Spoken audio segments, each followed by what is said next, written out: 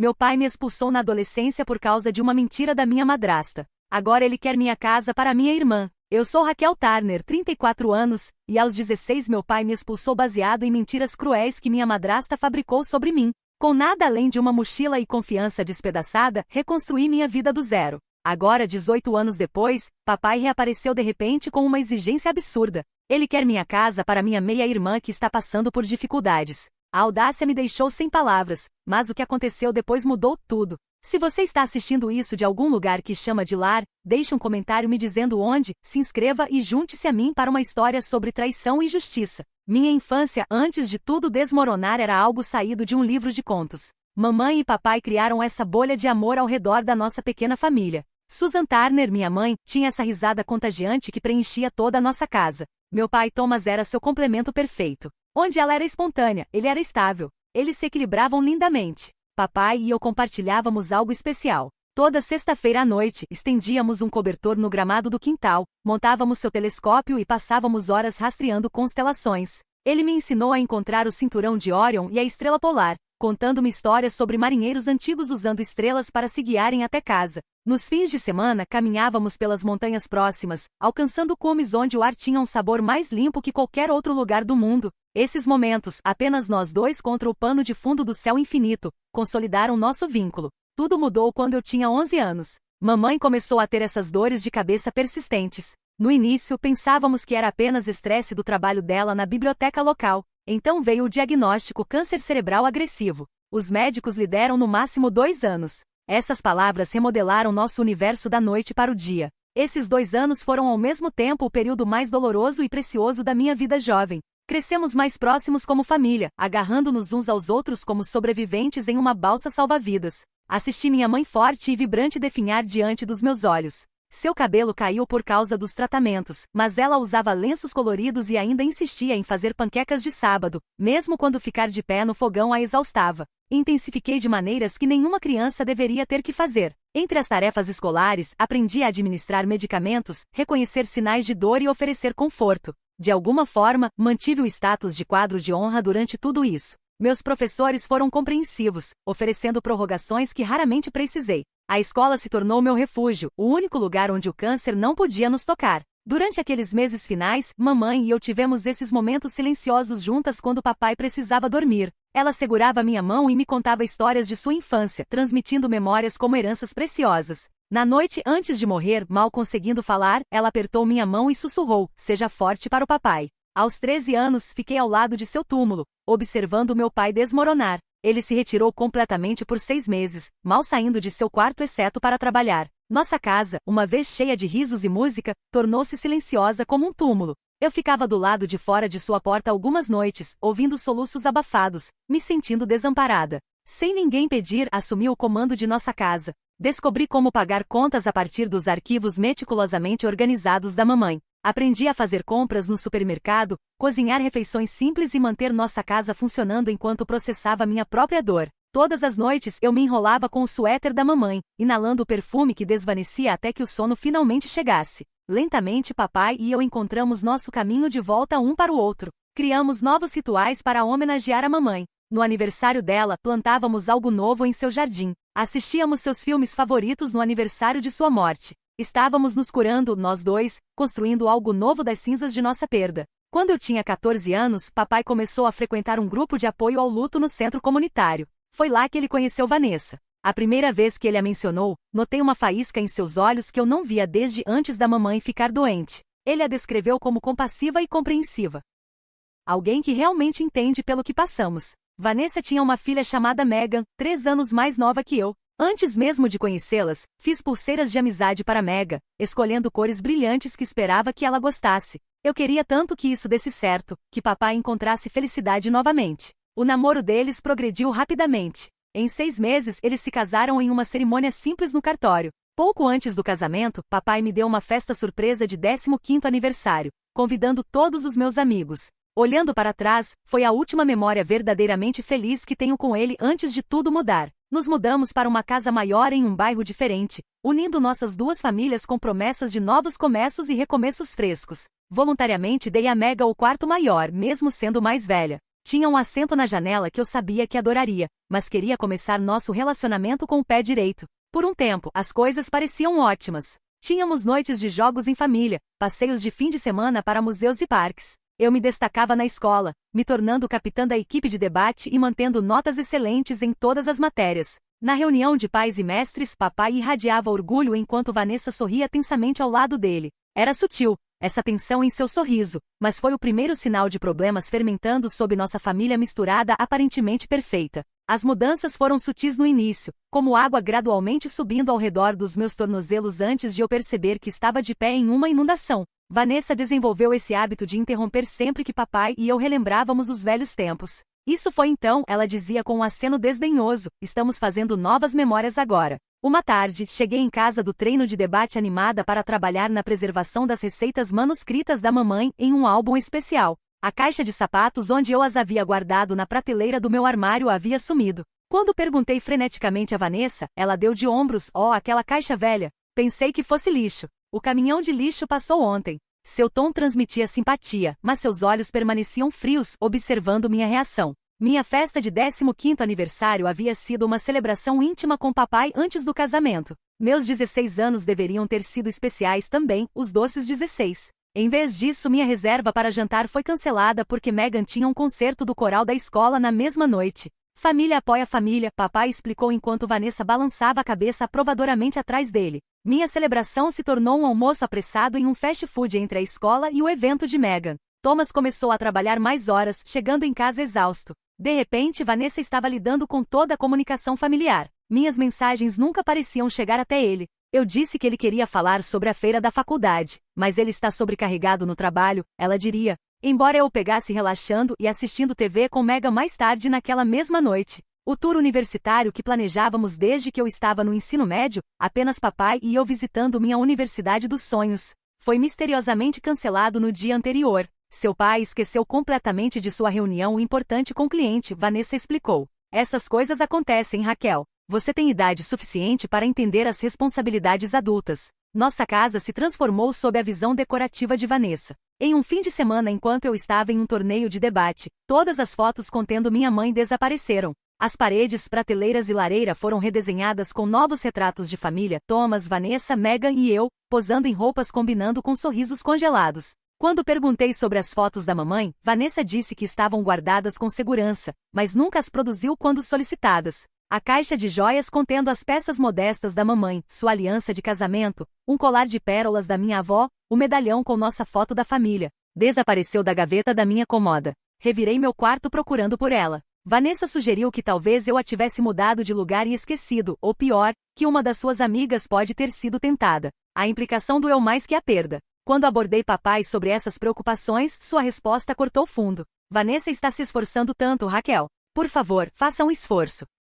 Ela não está substituindo sua mãe, ninguém poderia, mas ela merece respeito como minha esposa e mãe desta família. A maneira como ele disse desta família me fez sentir como uma estranha em minha própria casa. Minha solicitação de bolsa de estudos precisava de uma recomendação dos pais. Deixei o formulário na mesa do papai com um post-it explicando o prazo. 3 dias depois, Vanessa mencionou casualmente durante o jantar, limpei alguns papéis da mesa do seu pai. Havia algo importante lá? O prazo havia passado. Os jantares em família se tornaram um exercício de invisibilidade. Eu começava a compartilhar algo sobre a escola, e Vanessa redirecionava rapidamente a conversa. Isso me lembra, Megan tirou a nota mais alta em seu projeto de ciências. Minhas conquistas coletavam poeira enquanto as pequenas realizações de Megan eram celebradas como vitórias olímpicas. Enquanto eu usava as mesmas calças jeans até elas desgastarem, Megan recebia roupas e eletrônicos novos regularmente. O dinheiro está apertado agora, era a explicação quando eu precisava de tênis novos para atletismo. Nesse mesmo fim de semana, Megan desembrulhou um laptop novo para projetos escolares.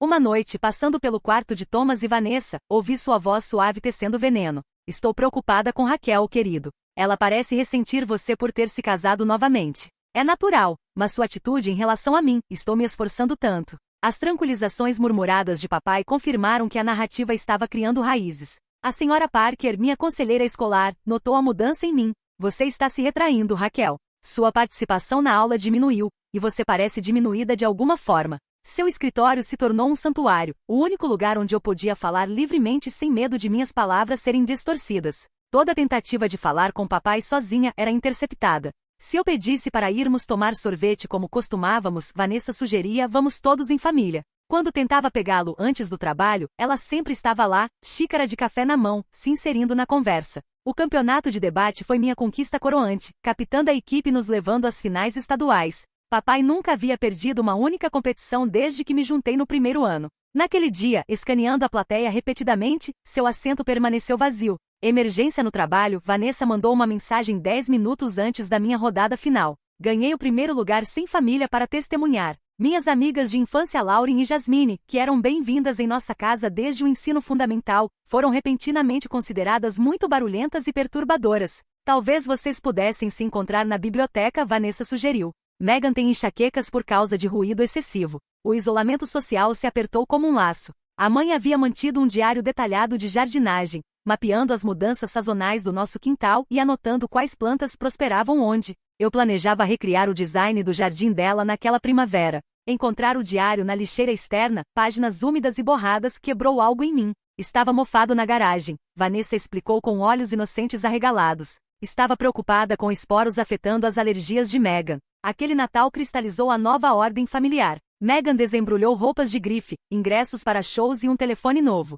Minha pilha continha itens práticos, material escolar, um suéter simples e cartões presente para lugares de comida perto do campus. Estamos ensinando independência financeira a Raquel, Vanessa explicou para parentes confusos. Ela é tão madura para sua idade. Conforme o segundo ano progrediu, minha confusão deu lugar a uma sensação crescente de medo. Cada pequena ofensa, cada conexão perdida com papai, cada instância de favoritismo em relação a Megan, não eram incidentes isolados. Eles formavam um padrão que eu estava apenas começando a reconhecer, uma campanha deliberada para me apagar da minha própria família. O ano júnior trouxe meus resultados do SAT, uma pontuação perfeita que me colocou no 1% superior nacionalmente. Esperei até o jantar para compartilhar a notícia, esperando que papai reagisse com seu antigo entusiasmo. Que bom, Raquel, ele disse distraidamente, mal olhando para cima do prato. 20 minutos depois, Megan anunciou que havia tirado B+ em matemática depois de lutar o semestre todo. Papai imediatamente se levantou, propondo celebrarmos com sorvete na sorveteria favorita de Megan.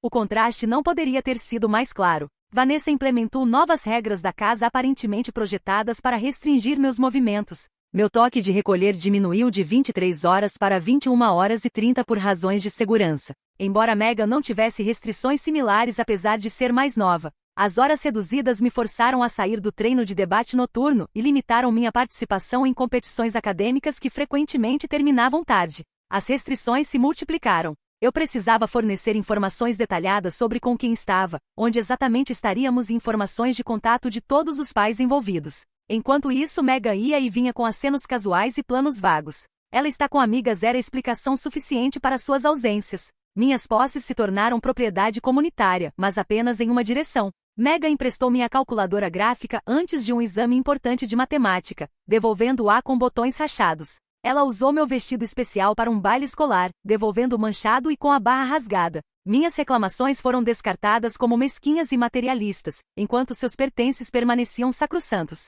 Nossas férias familiares anuais sempre coincidiam com as férias de primavera. No ano júnior, Thomas e Vanessa as agendaram durante meu decathlon acadêmico estadual, um evento para o qual eu estava me preparando o ano todo. Foi a única vez que conseguimos o condomínio à beira-mar, Vanessa explicou. A escolha implícita estava clara: perder uma oportunidade acadêmica crucial ou ser excluída das memórias familiares. Em um encontro de ação de graças, ouvi Vanessa falando com a irmã de papai em tons sussurrados. Estamos fazendo o nosso melhor com Raquel, mas ela se tornou tão problemática ultimamente. Adolescentes, você sabe, tão difíceis, especialmente dadas suas circunstâncias. A alusão vaga à morte da minha mãe como fonte de problemas fabricados me deixou fisicamente doente. As críticas de papai se multiplicaram sob a influência de Vanessa. Minhas roupas eram subitamente muito reveladoras ou inadequadas. Minhas amigas mais próximas se tornaram mais influências sem explicação. Meus hábitos de estudo eram obsessivos em vez de dedicados. O pai que uma vez celebrava minha determinação agora encontrava defeitos em minhas qualidades centrais. Megan, observando essa dinâmica, começou a imitar os comportamentos de Vanessa. Ela me interrompia no meio da frase, revirava os olhos quando eu falava e fazia comentários pequenos e cortantes quando os adultos não estavam ouvindo.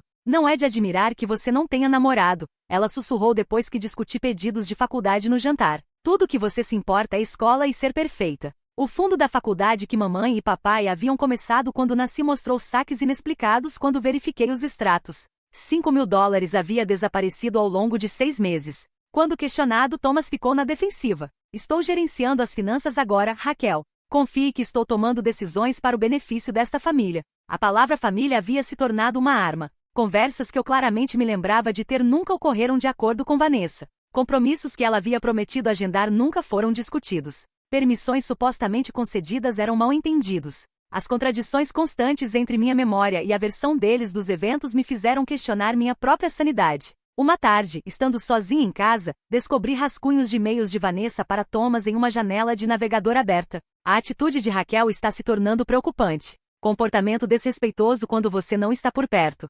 Preocupação sobre sua influência em Meghan. Talvez aconselhamento ajudaria a abordar seus problemas de ressentimento. O assassinato sistemático de caráter continuava atrás de paredes digitais. Minha privacidade se dissolveu inteiramente. Voltei da escola para encontrar meu quarto organizado. Gavetas da cômoda reorganizadas. Papéis da mesa empilhados diferentemente. Estante reordenada. Vanessa estava apenas tentando ajudar a limpar seu espaço. Papai defendeu quando protestei. A violação se estendeu ao meu diário, que mostrava sinais sutis de ter sido lido, páginas vincadas, marcador deslocado. O carro que mamãe havia me deixado, um sedã modesto que ela amava, foi vendido enquanto eu estava na escola um dia. Precisávamos pagar algumas contas. Thomas explicou. Você pode usar o carro da família quando disponível. O carro da família raramente estava disponível para mim, efetivamente eliminando minha independência. Discussões se tornaram ocorrências diárias, mas sua estrutura nunca variava. Vanessa faria uma alegação sobre meu comportamento. Papai expressaria desapontamento. E minha defesa seria caracterizada como arranjar desculpas ou ser desrespeitosa. Os resultados eram predeterminados. O roteiro escrito sem minha participação. As responsabilidades domésticas caíam desproporcionalmente sobre meus ombros. Era esperado que eu cozinhasse o jantar 3 noites por semana, cuidasse de toda a minha roupa, limpasse áreas comuns e mantivesse o quintal. Tudo isso mantendo excelência acadêmica. As responsabilidades de Meghan consistiam em ocasionalmente esvaziar a lava-louças, uma tarefa que ela frequentemente esquecia. Meus avós maternos haviam permanecido uma tábua de salvação após a morte da mamãe, ligando semanalmente e visitando nos feriados. Gradualmente suas ligações eram perdidas e mensagens não retornadas. Vanessa agendava eventos conflitantes durante suas visitas planejadas. Raquel está muito ocupada com a escola para vê-los neste fim de semana, ela diria sem me consultar. Eventualmente suas tentativas de me contactar diminuíram, depois pararam. O estresse constante se manifestou fisicamente. O sono se tornou elusivo, minha mente correndo com ansiedade e confusão. Olheiras sombreavam meus olhos. Perdi peso conforme meu apetite diminuiu. Dores de cabeça se tornaram companheiras constantes. Durante um teste de aptidão física na educação física, quase desmaiei de exaustão, ganhando olhares preocupados dos professores. Meu registro acadêmico, uma vez imaculado, começou a mostrar rachaduras. Uma tarefa perdida aqui, uma nota de teste mais baixa que o usual ali. A senhora Parker me chamou em seu escritório depois que adormeci durante inglês avançado. Algo está errado, Raquel. Isso não é você. Não consegui me forçar a explicar o que estava acontecendo em casa. As palavras soavam paranoicas até mesmo na minha própria mente. Quem acreditaria que minha madrasta estava sistematicamente destruindo meu relacionamento com meu pai? Que minha casa havia se tornado um campo de batalha psicológico? Talvez você esteja se esticando demais, papai sugeriu quando minha nota de cálculo caiu de A para B+.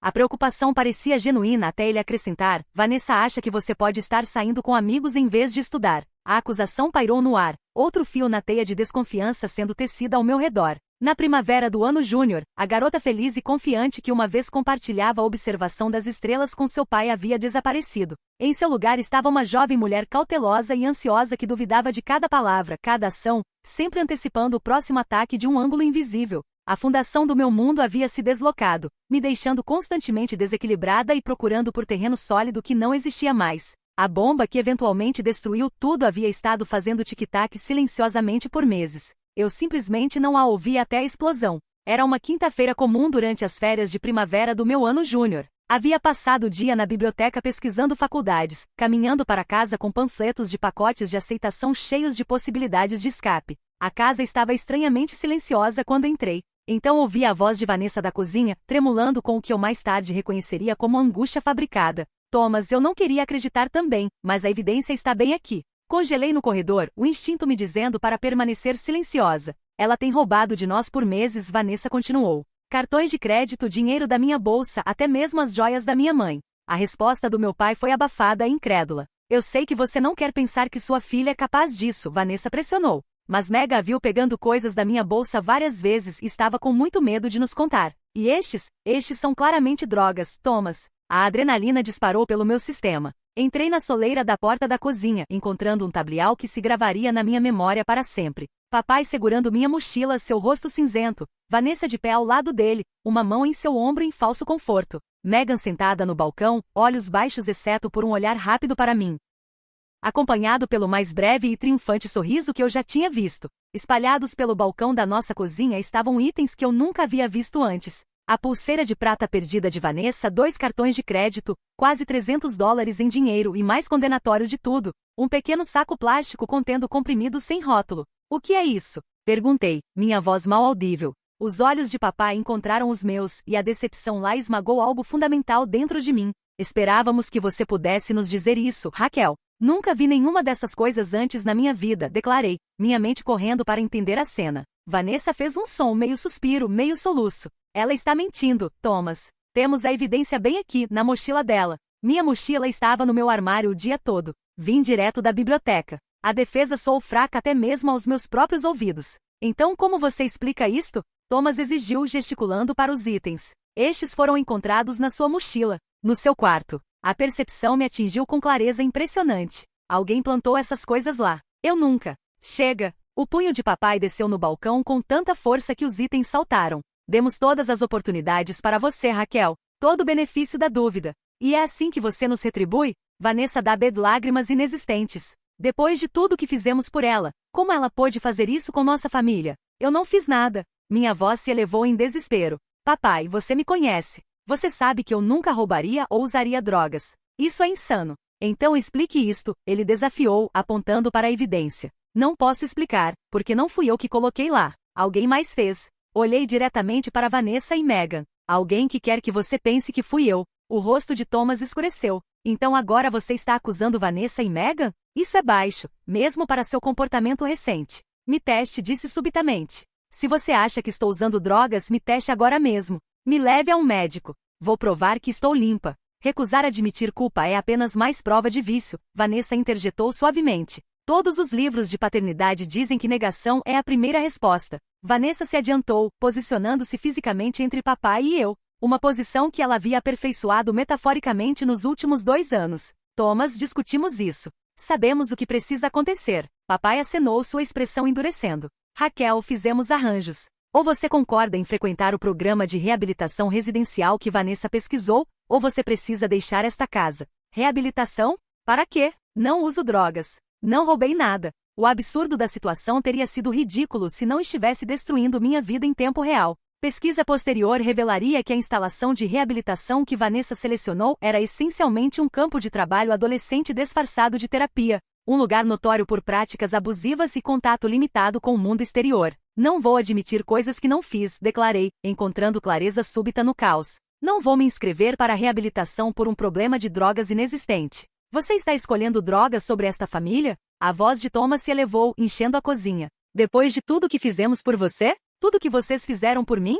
A represa quebrou. Anos de dor acumulada derramaram. Vocês sistematicamente me empurraram para fora desta família desde que Vanessa chegou. Vocês cancelaram meus eventos, ignoraram minhas conquistas, venderam o carro da mamãe e me trataram como uma hóspede indesejada na minha própria casa. O rosto de papai avermelhado. Isso é exatamente o tipo de desrespeito. Talvez, Vanessa interrompeu, sua voz sedosa com falsa preocupação, algum espaço separado seria melhor para todos. Raquel claramente precisa de tempo para reconsiderar suas escolhas. O decreto veio rapidamente. Faça suas malas. Thomas, Vanessa advertiu, lembre-se do que discutimos sobre a possibilidade dela levar objetos de valor. E assim meu pai, o homem que uma vez apontou constelações e me carregou nos ombros, fez guarda enquanto eu empacotava uma única mochila sob seu olhar vigilante. 30 minutos para reunir itens essenciais de 16 anos de vida. Roupas, produtos de higiene, a foto da minha mãe que eu mantinha escondida sob meu colchão, e os panfletos de aceitação que havia coletado mais cedo naquele dia. Agora mapas para um futuro que eu precisaria navegar sozinha. Não volte até estar pronta para ser honesta e se desculpar, Thomas declarou enquanto eu estava na varanda da frente, mochila pendurada em um ombro. Vanessa estava ligeiramente atrás dele, sua mão nas suas costas em uma pose de apoio conjugal. Meg observava da escada, sua expressão cuidadosamente neutra agora que os adultos estavam olhando. A porta se fechou. A fechadura clicou com finalidade terrível. De pé na calçada enquanto o crepúsculo se aproximava, a realidade me atingiu em ondas. Eu tinha 16 anos, sozinha, sem casa, pouco dinheiro, e um futuro subitamente tão escuro quanto a noite que se aproximava. Meu pai havia escolhido sua nova esposa sobre a verdade da sua filha. A traição final não foi apenas ser expulsa. Foi ser expulsa por crimes que não cometi pela única pessoa que deveria acreditar em mim acima de todas as outras. Conforme as luzes da rua piscavam pela vizinhança, me afastei da única família que me restava, sem ideia de para onde estava indo ou como sobreviveria. Mas uma coisa se cristalizou com absoluta certeza. A família atrás daquela porta trancada não era mais minha. Aquela primeira noite estabeleceu o padrão para o que a sobrevivência exigiria. Adaptação e coragem que eu não sabia que possuía. Caminhei até chegar ao Parque Lakeside, onde um gazebo coberto oferecia abrigo mínimo. Encolhida em um banco, mochila como travesseiro, alternei entre lágrimas e descrença entorpecida. Cada sombra provocava pânico. Cada som distante fazia meu coração disparar. O sono veio em fragmentos, quebrado pelo frio e medo. A manhã trouxe clareza, através da necessidade. Eu precisava de ajuda, mas descobri como Vanessa havia me isolado efetivamente. Ligações para amigos da família foram recebidas com respostas constrangedoras. Raquel, ouvimos que as coisas têm sido difíceis em casa. Vanessa havia metodicamente envenenado esses relacionamentos, plantando sementes de dúvidas sobre meu caráter muito antes da acusação final. A senhora Palmer, minha professora de inglês, notou algo errado imediatamente. Mesmo as roupas de ontem, ela observou silenciosamente após a aula. E você parece que não dormiu. Em sua sala de aula vazia durante o período do almoço, a história derramou. Sua reação, preocupação imediata sem questionamento ou julgamento, foi a primeira bondade que encontrei no que parecia uma eternidade. Ela me conectou com um abrigo para jovens no centro da cidade. Uma casa vitoriana convertida onde 6 adolescentes em circunstâncias similares encontraram refúgio temporário. A equipe não fez mais perguntas do que necessário, fornecendo uma cama estreita, refeições e necessidades básicas. Mantive minha situação em segredo dos colegas de classe, inventando desculpas elaboradas para por que ninguém podia visitar minha casa, porque eu nunca falava de família. Com a orientação da senhora Palmer, entrei com pedido de emancipação. O processo legal foi assustador. Papelada, comparecimentos no tribunal, provando independência financeira. Mas a alternativa de retornar àquela casa era impensável. Encontrei trabalho no restaurante da Rose, fazendo turno da noite depois da escola, até meia-noite. A proprietária, a própria Rose, não perguntou por que uma garota de 16 anos precisava de trabalho em tempo integral. Ela simplesmente me escalou em torno dos horários da escola e me ensinou a fazer a omelete perfeita. Quando os limites de tempo do abrigo se aproximaram, Rose mencionou sua amiga, a senhora Larson, uma viúva idosa com um quarto extra para alugar barato. O arranjo foi perfeito. A senhora Larson precisava de ajuda com tarefas domésticas que eu podia facilmente fornecer, e eu precisava de moradia acessível. Sua casa da era vitoriana cheirava a lavanda e livros antigos. Calor que eu havia esquecido que podia existir em uma casa. A senhora Larson se tornou a figura avó que eu desesperadamente precisava. Ela nunca intrometeu, mas escutou quando escolhi compartilhar. Cada manhã, ela deixava torrada e fruta no balcão antes de suas reuniões do clube de jardinagem. Cada noite, assistíamos Jeopardy juntas, mantendo pontuação em um bloco de notas compartilhado. Quando ganhei minha emancipação aos 17, ela fez meu bolo de limão favorito, colocando uma única vela no centro. Para seu dia da independência, ela disse, apertando minha mão. Legalmente separada do meu pai, enfrentei desafios práticos que a maioria dos adolescentes nunca considera. Seguro de saúde, serviços bancários, impostos. Aprendi através da necessidade. Erros e noites tardias pesquisando na biblioteca. Cada obstáculo superado fortaleceu minha determinação de ter sucesso apesar, ou talvez por causa, do que havia suportado. Minha agenda se tornou uma aula magistral em eficiência. Escola das 8 às 15 horas. Trabalho das 16 horas à meia-noite. Lição de casa até às 2 horas. Dormir por 5 horas. Repetir. De alguma forma, mantive o status de quadro de honra. Meu conselheiro de orientação, Sr. Rivera, descobriu bolsas especiais para estudantes independentes.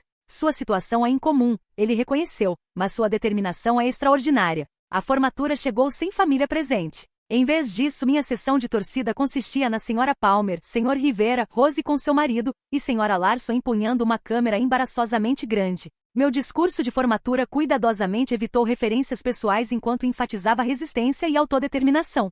Se os colegas de classe se perguntaram por que nenhum pai me abraçou depois, eles foram gentis o suficiente para não perguntar. A faculdade comunitária ofereceu educação acessível enquanto continuei trabalhando. O campus pequeno, cursos práticos e professores que conheciam estudantes pelo nome forneceram a estrutura que eu desesperadamente precisava. 2 anos ganhando meu diploma de associado enquanto trabalhava se fundiram em um borrão de exaustão e pequenos triunfos. Meu histórico de notas a direto se tornou meu passaporte para uma bolsa de transferência na universidade estadual. A moradia universitária me apresentou a Zoe Harrison, uma estudante de sociologia com cabelo cacheado selvagem e energia ilimitada, que se tornou minha primeira amiga real desde a fratura com meu pai. Nosso quarto compartilhado evoluiu para um santuário de aceitação. Zoe nunca pressionou quando desviei perguntas sobre família, mas criou espaço onde a confiança podia eventualmente crescer. Contabilidade faz sentido, expliquei quando Zoe questionou minha escolha diária aparentemente entediante. Números não mentem nem manipulam. Eles equilibram ou não. A estabilidade dos sistemas financeiros, suas regras claras e resultados previsíveis, ofereceu conforto que minha vida pessoal havia faltado. Além disso, contabilidade garantia emprego e segurança financeira havia se tornado meu objetivo principal. Meu estágio do 3º ano na Blackwell Financial se transformou em uma posição de nível inicial após a formatura. A firma valorizou minha atenção meticulosa aos detalhes e maturidade em comum. Começando em contas a receber, estabeleci uma reputação por resolver problemas que outros negligenciavam. Minha supervisora notou Turner aborda cada desafio como se a tivesse ofendido pessoalmente e precisasse ser decisivamente corrigida. Pós-formatura significou mudar da moradia universitária para um pequeno apartamento-estúdio onde eu mal podia pagar o aluguel. Cada dólar não devotado a necessidades ia para a poupança. Meu apartamento continha móveis mínimos, um futon, mesa e uma única estante, mas representava algo precioso. Espaço que era inteiramente meu, onde ninguém podia entrar sem permissão ou mover meus pertences sem consentimento. Os serviços de saúde universitários haviam fornecido acesso à terapia durante a escola. Continuar este trabalho após a formatura se tornou essencial para abordar os problemas profundos de confiança e padrões de ansiedade enraizados no meu abandono. Dr. Shane ajudou a reconhecer a hipervigilância desenvolvida como autoproteção. Você está constantemente escaneando por ameaças, ela observou, porque seu cérebro aprendeu que segurança pode ser revogada sem aviso. O trabalho forneceu estrutura e propósito. Enquanto colegas reclamavam de posições de nível inicial, abordei cada tarefa com intensidade que às vezes preocupava colegas. É apenas uma planilha, Raquel, não cirurgia cerebral, meu vizinho de cubículo brincava. Mas para mim, colunas do Excel representavam ordem em um mundo que havia provado ser caótico, sucesso em uma narrativa onde eu havia sido escalada como fracasso. O avanço profissional veio rapidamente através de dedicação beirando obsessão. Cada promoção validou minha independência. Cada aumento salarial reforçou a barreira financeira protetora entre meu presente e passado. 5 anos após a formatura, alcancei a posição de analista financeiro sênior, ganhando respeito em toda a firma. Conexões pessoais vieram mais lentamente. Namorar provou ser desafiador com barreiras de confiança construídas montanha alta. James Mitchell, um engenheiro de sistemas que conheci através de um projeto de trabalho, se aproximou com paciência que inicialmente não entendi. 3 encontros cancelados não o dissuadiram. Imagino que qualquer coisa que a faça cautelosa deve ser importante. Ele disse simplesmente, posso esperar até você estar pronta. A herança inesperada chegou durante meu 7º ano de independência. Meus bisavós maternos, Grayton e Elaine, que eu mal me lembrava, haviam deixado sua propriedade dividida entre parentes distantes. Minha parte totalizou $75.000, uma quantia que representava liberdade que eu não ousara imaginar. Com planejamento cuidadoso e meu fundo de emergência poupado, essa boa sorte poderia se tornar uma casa.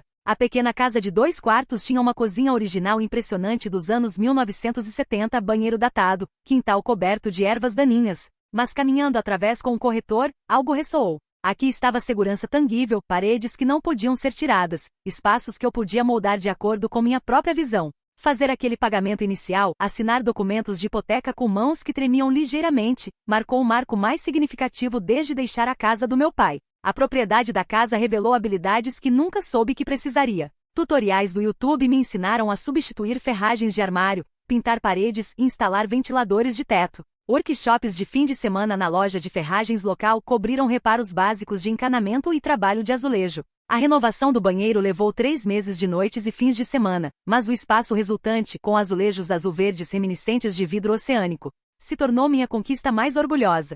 Criar tradições de feriado provou ser inesperadamente emocional. A primeira árvore de Natal que selecionei e decorei sozinha me reduziu a lágrimas na minha sala de estar. No ano seguinte, convidei Zoe, James e alguns amigos do trabalho para o Dia de Ação de Graças, cozinhando peru usando a receita da Sra. Larso. Gradualmente, reuniões de família escolhidas substituíram as celebrações familiares idealizadas que eu havia perdido. Estabilidade financeira, cura emocional e amizades genuínas formaram a fundação da minha vida reconstruída. Aos 34 anos, a adolescente traumatizada de 16 anos forçada a se virar sozinha havia se transformado em uma mulher de força silenciosa. A casa que criei se tornou manifestação física desta transformação. Cada acessório reparado, cada cor de tinta cuidadosamente escolhida, cada planta do jardim uma declaração. O que estava quebrado podia ser reconstruído frequentemente mais forte do que antes. Embora a cura progredisse, uma ferida permaneceu não abordada. Nunca contatei meu pai após aquele bloqueio final da porta. Sem ligações, sem e-mails, sem cartões de feriado. A separação foi completa, proteção necessária para a vida que eu havia painstakingly construído. Thomas Turner se tornou um capítulo fechado na minha história pessoal, trancado como as memórias dolorosas daquela confrontação final. Até 18 anos depois, seu nome aparecer na minha caixa de entrada de e-mail, destruindo a compartimentalização cuidadosa que eu havia mantido. O e-mail chegou em uma manhã ordinária de terça-feira. Linha de assunto: Raquel, por favor leia papai. Essas 5 palavras demoliram um muro entre passado e presente. Minhas mãos tremeram tão violentamente que clicar na mensagem levou 3 tentativas. O conteúdo foi breve. Raquel, sei que faz muito tempo. Espero que isso chegue até você. Há um assunto familiar importante que precisamos discutir. Por favor, considere nos encontrar. Papai. Sem desculpas, sem reconhecimento de 18 anos de ausência. Apenas um assunto familiar importante exigindo minha atenção. A reação física foi imediata, coração acelerado, respiração contraída, suor frio. Dr. Marshall, minha terapeuta atual, depois explicou como um ataque de pânico clássico provocado por resposta de trauma. Pesadelos que haviam diminuído anos atrás retornaram com intensidade renovada. Em terapia, discutimos se responder servia minha jornada de cura ou arriscava reabrir feridas que finalmente haviam cicatrizado. Não há resposta certa, Dr. Marshall enfatizou. Apenas o que parece certo para você. Após 2 semanas de deliberação, respondi com uma única frase. Vou encontrar você no Riverside Coffee Shop, sábado às 14 horas. Local público, limite de tempo imposto por recados de fim de semana e criticamente apoio próximo. Zoe concordou em sentar em uma mesa separada, presente mas discreta, pronta se necessário. Nada me preparou para o choque de ver Thomas Turner após 18 anos. Ele havia envelhecido dramaticamente, cabelo completamente grisalho, rosto profundamente marcado, ombros ligeiramente curvados. Mais chocante foi quem o acompanhava. Vanessa, parecendo notavelmente preservada embora visivelmente mais magra, e Megan, agora uma mulher no início dos 30 anos com uma barriga visivelmente grávida. Raquel, papai disse, voz grossa com emoção que não consegui decifrar. Obrigado por vir. Acenei, mas não confiei em mim mesma para falar imediatamente. Pedimos bebidas em silêncio constrangedor. A presença delas no que deveria ter sido uma tentativa de reconciliação privada já levantava bandeiras vermelhas. Você parece bem, Thomas ofereceu, olhos me escaneando como um documento que ele não conseguia compreender. Estou bem, respondi simplesmente. Qual é este assunto familiar importante? Vanessa pigarreou, claramente impaciente com cordialidades. Vamos direto ao ponto. Megan está passando por um divórcio difícil.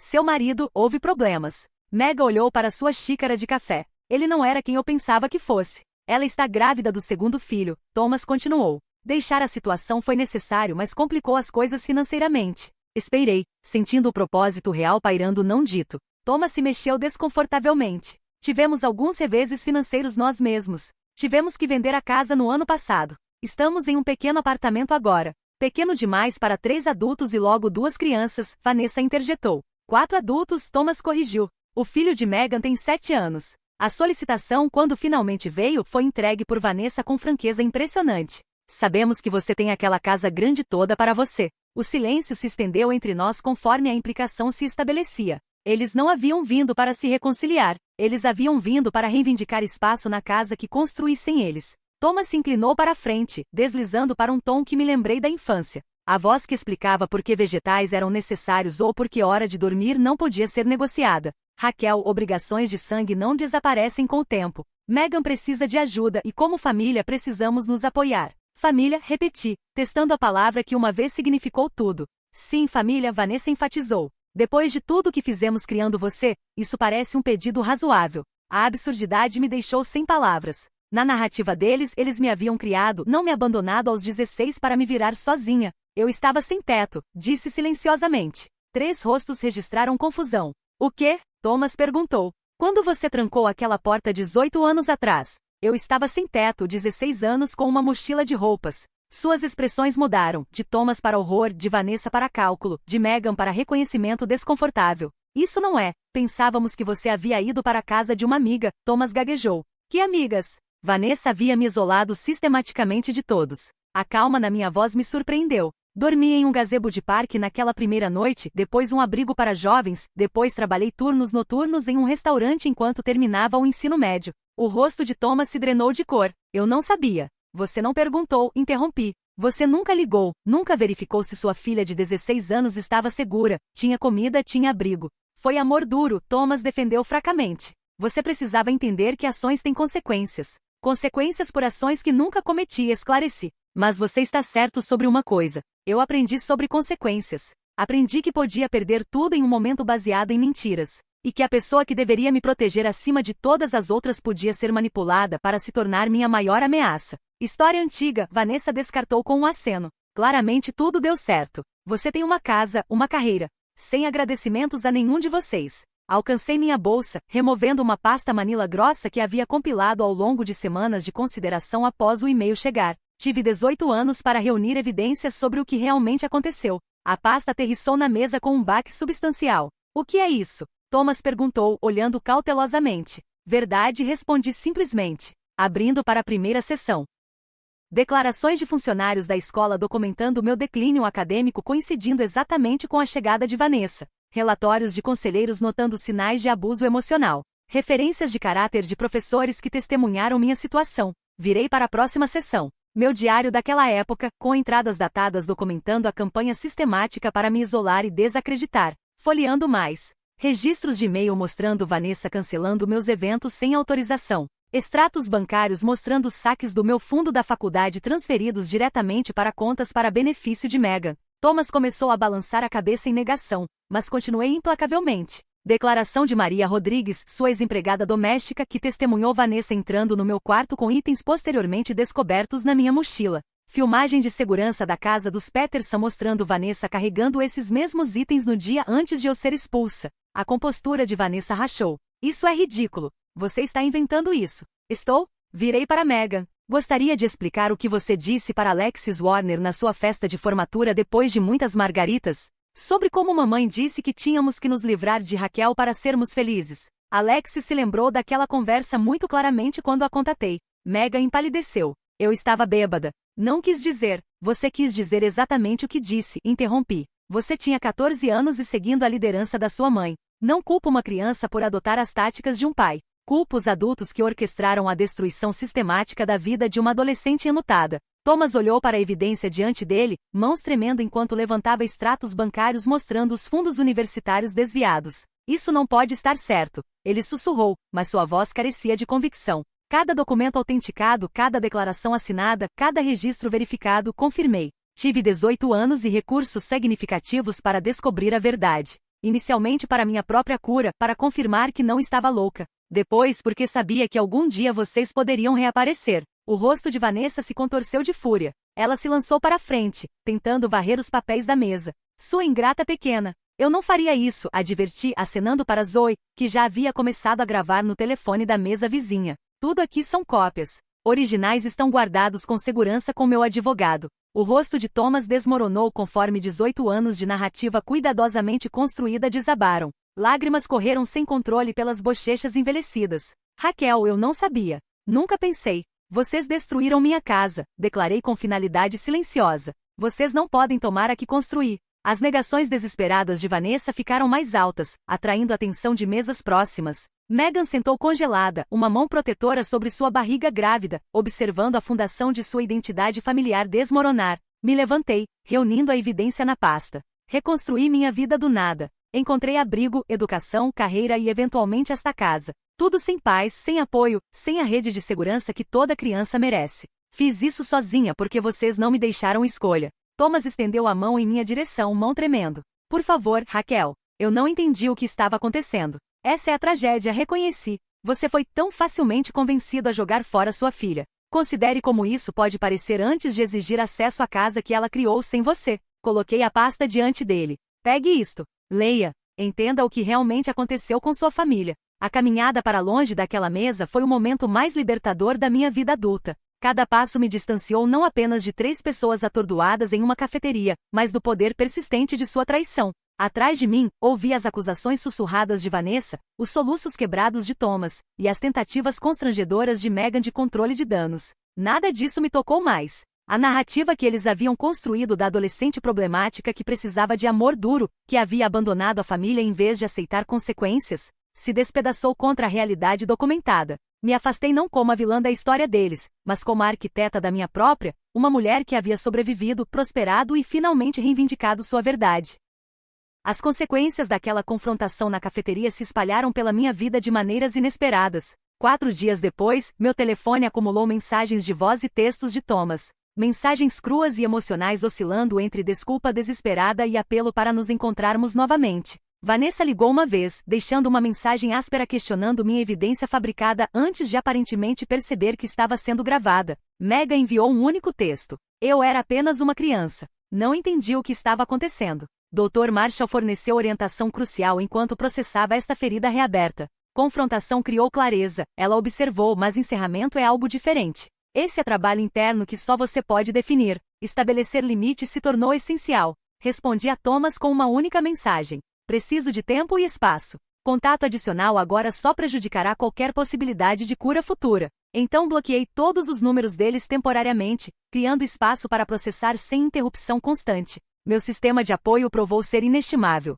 Zoe trouxe jantar e distração quando a ruminação ameaçava me oprimir. James ofereceu companhia silenciosa durante noites sem sono. Colegas cobriram projetos quando a concentração vacilou. Esses atos de cuidado genuíno destacaram a diferença entre família biológica e conexões escolhidas construídas sobre respeito mútuo. 3 semanas após a confrontação, uma conhecida mútua mencionou casualmente que Thomas e Vanessa haviam se separado. Discussão pública bem dramática no supermercado, ela relatou. Algo sobre mentiras e manipulação. Thomas está ficando em algum hotel de estadias prolongadas. A informação se registrou sem a satisfação que eu poderia ter esperado antes. A desintegração do relacionamento deles parecia justiça atrasada, mas não trouxe alegria particular. Mais surpreendente foi o e-mail de Megan chegando um mês depois. Ao contrário das comunicações de seus pais, a dela não continha desculpas ou exigências, apenas reconhecimento direto. Eu tinha 14 anos e estava com ciúmes do seu relacionamento com papai. Mamãe me encorajou a ajudar a empurrá-la para fora e fiz coisas horríveis que nunca posso desfazer. Não estou pedindo perdão. Só queria que você soubesse que entendo que o que fizemos com você foi imperdoável. A sinceridade provocou reflexão sobre uma questão central à minha jornada de cura. O perdão serve ao meu bem-estar independentemente de os perpetradores merecerem? Dr. Marshall enquadrou diferentemente. Perdão não significa reconciliação ou relacionamento. Significa liberar o poder que a raiva tem sobre seu presente. 3 meses se passaram antes de eu concordar em encontrar Thomas sozinha. Escolhemos uma cafeteria diferente, terreno neutro com responsabilidade pública. Ele chegou cedo, visivelmente nervoso, envelhecido ainda mais por eventos recentes. O homem diante de mim parecia diminuído, humilhado pela confrontação com seus fracassos. Li tudo naquela pasta uma dúzia de vezes, ele começou sem preâmbulo. Não há desculpa para o que fiz, o que permiti que acontecesse com você. Falhei da maneira mais fundamental que um pai pode falhar. Sim, falhou, reconheci, nem suavizando a verdade nem usando-a como arma. Comecei terapia, ele continuou, tentando entender como me tornei alguém que podia abandonar seu filho baseado em evidências fabricadas. Como pude ser tão completamente manipulado contra minha própria filha? A conversa cobriu terreno doloroso, minha falta de moradia, o abrigo, as noites de terror e incerteza. Thomas chorou abertamente, ouvindo detalhes do meu processo de emancipação, minha luta por necessidades básicas enquanto mantinha desempenho acadêmico. Você fez tudo isso sozinha, ele repetiu, a magnitude da minha jornada solitária finalmente se registrando. Não inteiramente sozinha, corrigi. Houve pessoas que ajudaram. Professores, minha senhoria senhora Larson, minha chefe Rose. Estranhos mostraram mais preocupação parental do que você. Essa verdade aterrissou como um golpe físico. Bom, algumas dores precisavam ser sentidas completamente antes que a cura pudesse começar. Estabelecemos parâmetros para possível reconciliação. Thomas continuaria a terapia abordando sua vulnerabilidade à manipulação. Mantive controle completo sobre frequência e duração de contato. Confiança, se reconstruída, se desenvolveria no meu ritmo, não no dele. Nosso relacionamento avançou com encontros mensais para café. Lentamente expandindo minha tolerância por sua presença em doses cuidadosamente medidas. Durante essas conversas, Thomas aprendeu sobre minha jornada, os anos de faculdade comunitária, a bolsa de transferência, construindo minha carreira a partir de posições de nível inicial. Ele testemunhou através de histórias a jovem mulher que deveria ter conhecido, os marcos que deveria ter celebrado. O orgulho que deveria ter sido contemporâneo veio décadas atrasado. Encontrar o equilíbrio apropriado provou ser desafiador, perdão sem confiança obrigatória, reconhecendo o remorso genuíno sem apagar consequências. Às vezes, após nossos encontros, eu experimentaria reações emocionais atrasadas. Raiva ressurgindo inesperadamente. Luto pelo que deveria ter sido. A exaustão de manter limites. Quando a situação de Meghan chegou ao ponto de crise após seu divórcio ser finalizado, me surpreendi sugerindo recursos em vez de simplesmente me afastar. Não abrigá-la, meus limites permaneceram firmes lá, mas conectá-la com serviços sociais, programas de assistência habitacional e grupos de apoio para mães solteiras. Compaixão não exigia autossacrifício. O trabalho voluntário no abrigo para jovens que uma vez me abrigou se tornou parte da minha jornada de cura. Orientar adolescentes saindo do sistema de adoção ou navegando fraturas familiares similares às minhas transformou experiência dolorosa em orientação valiosa. Você realmente entende, um jovem de 17 anos observou. Você não está apenas dizendo coisas de algum livro didático. Minha casa evoluiu de santuário para local de reunião. A mesa de jantar que uma vez parecia grande demais para uma pessoa agora hospedava celebrações de família escolhida. Jantares de ação de graças com amigos que não tinham onde ir, festas de aniversário para filhos de colegas.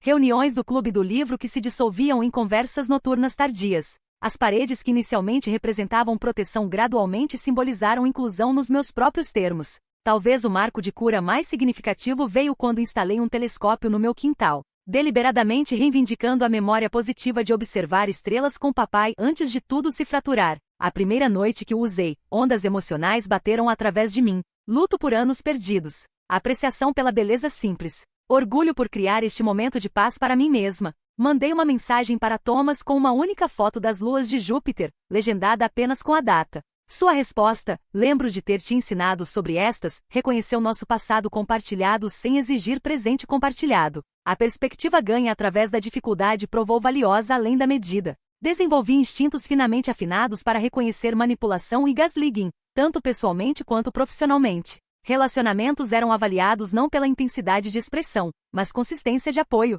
Ações importavam. Palavras sem comportamento correspondente não significavam nada. Limites se tornaram segunda natureza. Não muros prevenindo conexão, mas estruturas saudáveis dentro das quais relacionamentos genuínos podiam florescer. Não se tornou uma frase completa não exigindo justificativa. Solicitações eram avaliadas baseadas no meu bem-estar em vez das expectativas dos outros. As pessoas dignas de presença na minha vida respeitavam esses parâmetros sem questionamento. O maior presente emergindo da traição foi discernimento, a habilidade de reconhecer conexões genuínas em meio ao ruído da obrigação social. Minha família escolhida podia ser menor que algumas, mas cada relacionamento estava em fundação sólida de cuidado demonstrado em vez de acidente genético ou documentação legal. Mais profundamente reconheci que a rejeição de Thomas nunca foi sobre meu valor. Seu fracasso refletiu suas fraquezas, não as minhas. O abandono que uma vez me definiu se tornou meramente um capítulo em uma história muito maior de resistência, uma onde permaneci autor em vez de vítima. Criar esta casa, esta vida, honrou a memória da minha mãe mais verdadeiramente do que qualquer santuário de fotografias poderia ter feito. Susan Turner queria que sua filha fosse forte, encontrasse alegria, construísse algo significativo. Através das circunstâncias mais escuras, havia cumprido esse desejo. Então o que eu diria àquela adolescente aterrorizada de 16 anos dormindo em um gazebo de parque, certa de que sua vida havia terminado antes de realmente começar? Que o caminho à frente continha dor além da imaginação, mas também triunfo além da expectativa. Que a família que a abandonou lhe deu um presente não intencional, a força para construir algo que eles nunca poderiam tirar. Você já teve que reconstruir completamente sua vida do zero? Alguém em quem você confiava profundamente já traiu essa confiança?